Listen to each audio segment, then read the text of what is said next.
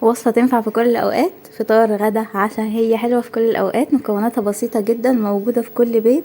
هتبقى جاهزة معاكي في 3 دقايق بس، مش هتاخد وقت معاكي خالص. كمان مكوناتها مفيدة جدا وطعمها لذيذ، ده أهم حاجة.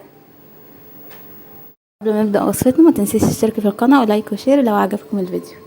اول حاجه انا معايا هنا المكونات الاساسيه اللي انا هحتاجها في الوصفه دي، وهي البطاطس والطماطم والبصل والفلفل الرومي وفلفل حراق، وتقدروا تستغنوا عن الفلفل الحراق لو مش بتحبوا الحاجه تبقى سبايسي. انا بقى غسلت البطاطس كويس وقشرتها. بعد كده هبشرها بالمبشره، الاحسن ان احنا نبشرها ما نضربهاش في الكبه. الكمية اللي معايا هما 3 بطاطسيات وسط. لو البطاطس عندك كبيرة شوية ممكن تستخدمي 2 بس، وبرضو على حسب حجم الصينية اللي انت هتستخدميها. انا استخدمت صاج حجم كبير شوية، ممكن تستخدمي نفس مقاس الصاج، او لو مش عندك الصاج ممكن تقسمي المكونات دي على صينيتين. هفضي بقى كده البطاطس اللي انا بشرتها في بولة. بعد كده معايا بصلاية وسط هبشرها برضو. كل حاجة هنبشرها هنضيفها على باقي المكونات. كده حطينا البطاطس وحطينا بعدها البصل، وكمان هنبشر 2 من الطماطم. دي برضو طماطم حجم صغير، ممكن تحطي واحدة بس كبيرة او 2 وسط كده زي اللي انا عملتهم. هنبشرها كويس، نشيل منها القشر، وهنضيفها على البطاطس والبصل اللي احنا بشرناهم.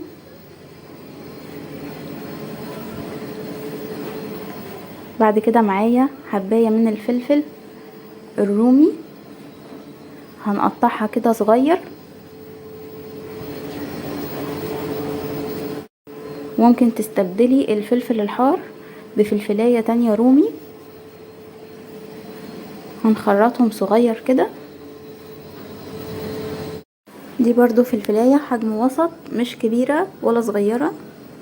هنقطعها كده صغير، وبرضو هنضيفها مع البطاطس والبصل والطماطم اللي احنا حطيناهم. دي المكونات الأساسية في الوصفة. كمان معايا من الفلفل الأحمر، لو عندك فلفل اللي هو الأصفر برضو ممكن تحطيه. الفلفل ده بيبقى مفيد جدا. وحطيت واحدة بس من الفلفل الحراق، بيدي كده برضو تست حلو كده وطعمه جميل، ما بيبقاش حراق قوي. انا ضايفه واحد بس، ما خدتش الفلفلايه كلها، خدت تقريبا 3/4 وسبت الربع. قطعتها كده برضو صغير. الفلفل الاحمر ده بيبقى طعمه خطير في الاكل، وكمان هو مفيد جدا. هنقطعه كده صغير وهنضيفه برضو مع باقي المكونات في البولة مع باقي الخضار. معايا بقى هنا 3 بيضات، هنحط عليهم سنة من الملح، رشة ملح كده بسيطة، ورشة من الفلفل الاسود، وهنقلبهم مع بعض.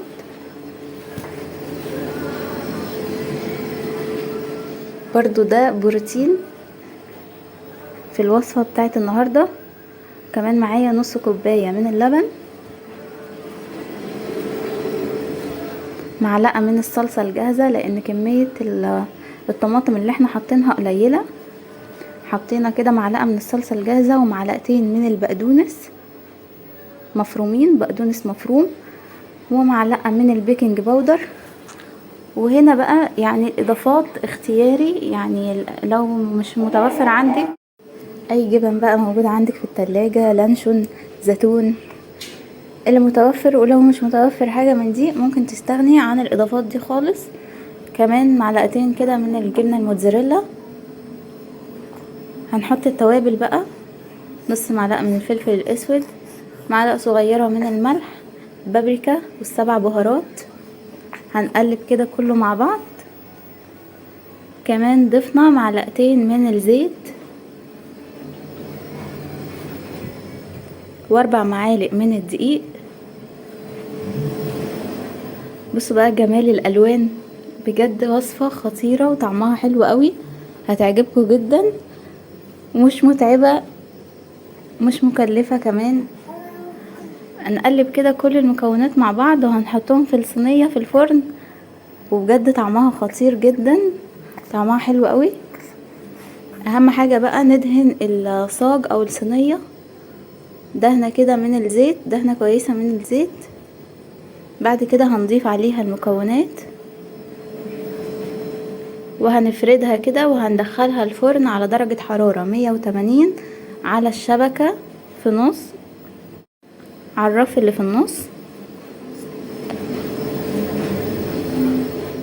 لحد ما تستوي. وقبل ما نقفل عليها ب5 دقايق بس هنشغل عليها الشواية تاخد لون. كمان حطينا بقى شوية من الجبنة الموتزاريلا كده على الوش، تقدري تستغني برضو عن الخطوة دي بس هي بتديها لون حلو.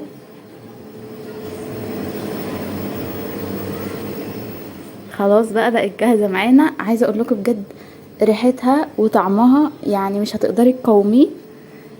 اول ما هتطلع كده وهي سخنة على طول كده عيش طازة كده وتاكليها بجد تحفة.